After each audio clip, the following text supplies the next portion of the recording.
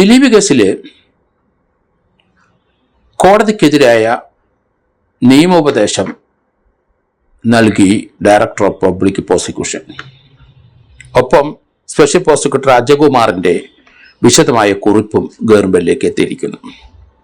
ദിലീപിനെ കുറ്റവിമുക്തനാക്കാൻ തയ്യാറാക്കിയ വിധിയാണ് എന്നാണ് ഡയറക്ടർ ജനറൽ ഓഫ് പ്രോസിക്യൂഷൻ ഗവൺമെന്റിന് കൊടുത്ത റിപ്പോർട്ടിൽ. വിചാരണ കോടതി ജഡ്ജിക്കെതിരായ നിയമോപദേശം തന്നെയാണത്.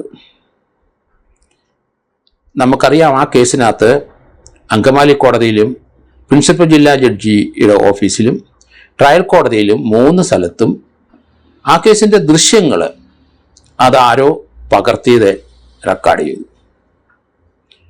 അതിന് എവിഡൻസും കോടതിയിൽ വന്നു. വിചാരണ കോടതി തീർച്ചയായിട്ടും അതിനെതിരെ നടപടി എടുക്കണമായിരുന്നു. കോടതിയെ ചോദ്യം ചെയ്യുന്നത് തന്നെയാണത്. കോടതിയിൽ സൂക്ഷിച്ചിരിക്കുന്ന വളരെ ഇമ്പോർട്ടൻ്റായ ആ കേസിൻ്റെ കേന്ദ്ര ബിന്ദുവായ ദൃശ്യം അത് കോടതി അറിയാതെ അറിഞ്ഞോ ആരോ പരിശോധിച്ചിരിക്കുന്നു.